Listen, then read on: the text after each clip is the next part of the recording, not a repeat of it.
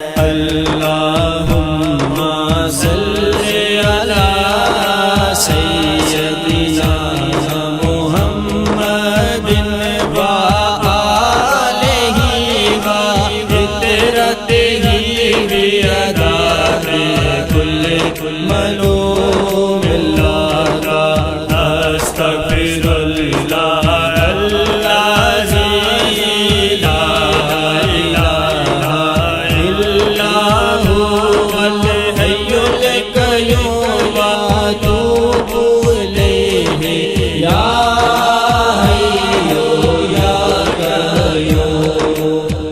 نحمده ونصلي على رسوله الكريم اما بعد فاعوذ بالله من الشيطان الرجيم بسم الله الرحمن الرحيم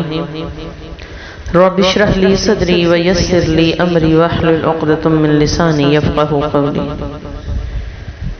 اس پاک پروردگار وحدہ یکتا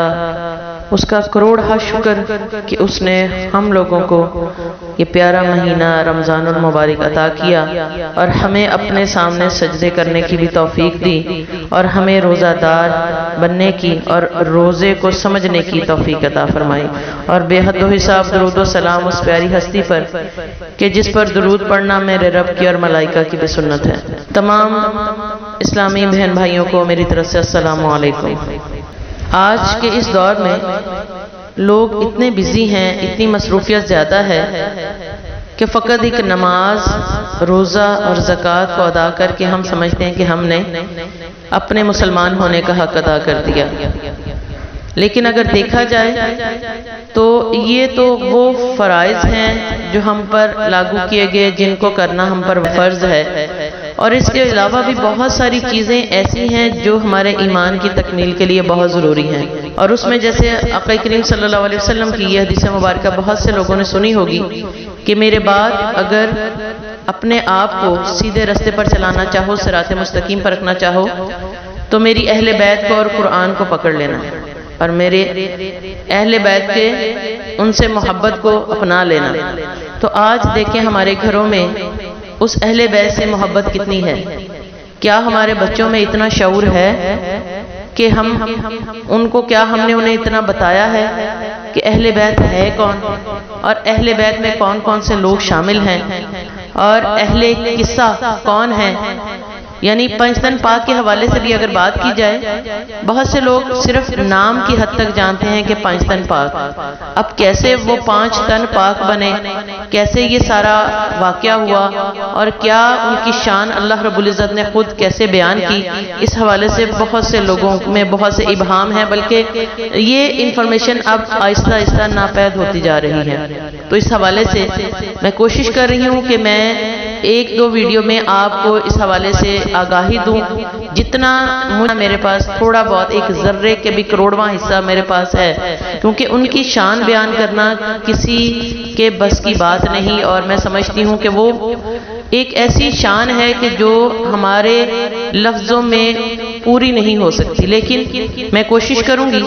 کہ میرے جتنے بھی سامعین بہن بھائی سن رہے ہیں وہ اور ان کے بچے کچھ تھوڑا بہت علم لے لیں کہ اہل قصہ کون ہیں اور اہل بیت کا کیا مقام ہے۔ تو سب سے پہلے میں یہ چاہتی ہوں کہ آقا کریم صلی اللہ علیہ وسلم کے گھرانے کے حوالے سے بات کی جائے۔ بہت سے لوگوں کو یہ بھی علم نہیں ہے کہ آقا کریم صلی اللہ علیہ وسلم کی کتنی صاحبزادیاں تھیں، کتنے صاحبزادے تھے، اور حضرت سیدہ کائنات کا کیا اس میں کیا نمبر تھا، اور ان کے آبا میں کون تھے، اور ان کے بعد حضرت سیدہ کائنات کے گھرانے میں کون تھے۔ تو آج کی ویڈیو میں میں اس بات کو آپ کو پہنچاتی ہوں کہ آقا کریم صلی اللہ علیہ وسلم کے والد محترم حضرت عبداللہ بن عبد المطلب تھے، اور ان کی والدہ کا نام حضرت محمد صلی اللہ علیہ وسلم کی والدہ کا نام سیدنا حضرت آمنہ بن وہب تھا۔ اب یہاں پر آقا کریم صلی اللہ علیہ وسلم کی پہلی زوجہ حضرت خدیجہ الکبریٰ، جن میں سے آپ آقا کریم صلی اللہ علیہ وسلم کی اولاد جو ہے وہ پیدا ہوئی، اور یہاں سیدہ کائنات کا جو اپنے بہن بھائیوں میں پانچواں نمبر ہے، اور سیدہ کے نانا جو تھے وہ خویلد بن اسد القریشی، یعنی حضرت خدیجہ الکبریٰ کے جو والد تھے ان کا نام تھا خویلد بن اسد القریشی، اور حضرت سیدہ کائنات کی نانی جان یعنی حضرت خدیجہ الکبریٰ کی والدہ محترمہ کا نام فاطمہ بنت زاہدہ القریشیہ تھا۔ آقا کریم صلی اللہ علیہ وسلم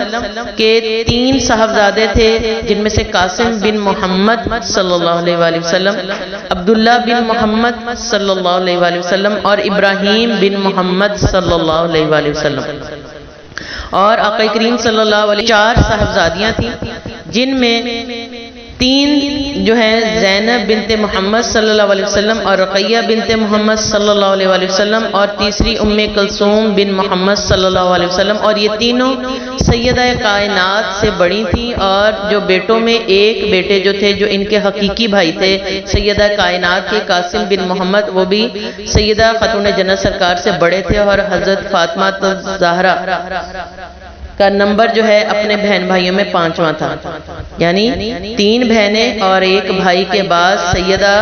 اس گھرانے میں 5ویں نمبر پر تھی بہن بھائیوں میں، اور جو 2 بیٹے تھے آقا کریم صلی اللہ علیہ وسلم سے وہ دوسری ازواج میں سے تھے۔ اور سیدہ خاتون جنت سرکار کے شوہر علی ابن ابی طالب رضی اللہ تعالیٰ عنہ، اور آپ سب اس سے واقف ہوں گے اور ان کے نام سے، لیکن یہاں ان کے 3 بیٹے تھے، سیدہ خاتون جنت سرکار کے 3 بیٹے تھے۔ سب سے بڑے بیٹے امام حسن بن علی رضی اللہ تعالیٰ عنہ، حضرت امام حسین بن علی رضی اللہ تعالیٰ عنہ، اور تیسرے تھے امام محسن بن علی۔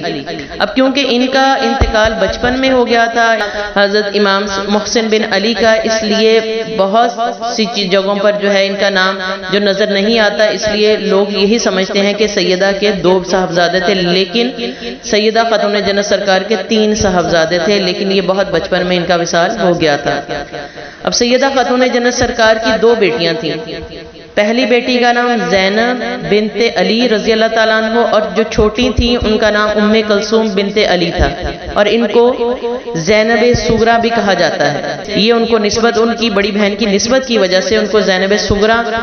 کہا جاتا ہے، لیکن ان کا اصل نام ام کلثوم بنت علی ہے۔ اب ام کلثوم حضرت فاطمہ رضی اللہ تعالیٰ عنہ کی ہمشیرہ کا نام بھی تھا، اور زینب بھی حضرت بی بی فاطمہ کی ہمشیرہ کا نام بھی تھا، لیکن یہاں کیونکہ جب ہم یہ لکھتے ہیں زینب بنت علی تو یہاں سے واضح ہو جاتا ہے اور سارے ابہام جو ہیں وہ ختم ہو جاتے ہیں۔ تو سرکار آقا کریم صلی اللہ علیہ وسلم کی بعثت سے 5 سال پہلے سیدہ خاتون جنت سرکار حضرت بی بی فاطمہ الزہرا کی ولادت ہوئی، اور اس وقت آقا کریم صلی اللہ علیہ وسلم کی عمر مبارک 35 سال تھی، اور یہ 605 عیسوی میں یہ ان کی ولادت ہوئی، اور اسی سال ہجر اسود سرکار آقا کریم صلی اللہ علیہ وسلم نے نصب کیا تھا، یعنی حرم پاک میں جو ہجر اسود جس سال لگایا گیا تھا اسی سال سیدہ خاتون جنت سرکار کی ولادت ہوئی تھی۔ اور ان کے گھرانے کی اور اس کے لیے آقا کریم صلی اللہ علیہ وسلم کے اس صاحبزادی کی فضیلت عظمت کے لیے قرآن میں سورہ احزاب آیت نمبر 28 میں اس گھرانے کی خاصیت اہمیت بتائی گئی ہے۔ سورہ احزاب آیت نمبر 28، اور اس میں بتایا گیا ہے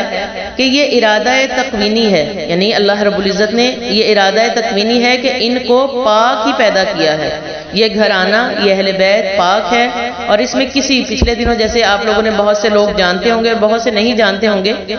کہ ایک مذہبی تحریک کے لیڈر انہوں نے سیدہ خاتون جنت سرکار سے ایک نعوذ باللہ استغفر اللہ بات کی کہ جی ان سے غلطی ہو گئی۔ تو یہ کہنا اور یہ سوچنا میں سمجھتی ہوں ایمان سے خارج ہونے کے برابر ہے۔ یہ آیت جو ہے یہ ہمیں بتاتی ہے کہ ان کو، اس گھرانے کو، اور بالخصوص سیدہ خاتون جنت سرکار کو اللہ رب العزت نے پاک ہی پیدا کیا، اور وہ پاک ہی رہیں گے، اور ان کی ولادت سے ہی پاک ہے۔ اور اس کی سب سے بڑی جو بات ہے، اس کو اہمیت کو بتانے کے لیے آقا کریم صلی اللہ علیہ وسلم نے ان کو جب چادر میں لیا اور ان کے لیے ان کی خود خوبیاں بیان کی اور فرمایا، اور کسی اور کے لیے ایسا نہیں فرمایا، لیکن سیدہ خاتون جنت سرکار کے لیے آقا کریم صلی اللہ علیہ وسلم نے فرمایا کہ میرے جسم کا حصہ ہے، فاطمہ میرے جسم کا حصہ ہے، اور علی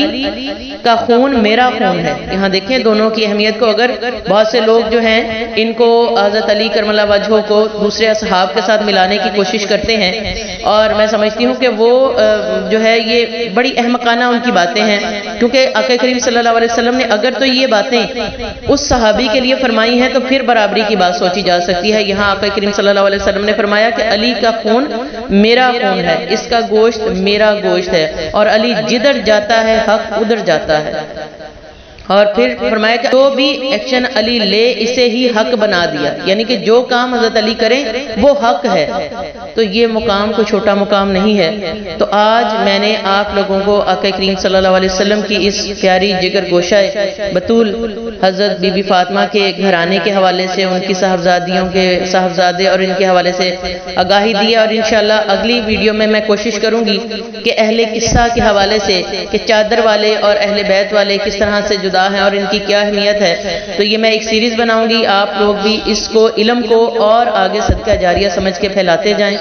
تاکہ یہ علم جو ناپید ہوتا جا رہا ہے، جو اہل بیت کے گھرانے کی انفارمیشن اہل سنت والجماعت میں ہونی چاہیے وہ کم ہوتی جا رہی ہے، یہ اس کو اجاگر کرنے میں آپ کا بھی حصہ ہو، کیونکہ ہم کوشش کرنے والوں میں ہو جائیں، باقی اللہ رب العزت کا کام ہے کہ اس نے کس طرح سے کس سے کام لینا ہے۔ بس کوشش کریں کہ آپ لوگ بھی اس علم کو پھیلانے میں میرے ساتھ دیں۔ اللہ رب العزت ہم سب کو اہل بیت اہل قصہ سے محبت اور اس محبت کو صحیح طرح سے سمجھنے اور ان سے صحیح طرح سے نبھانے کی توفیق عطا فرمائے۔ وما علینا الا البلاغ۔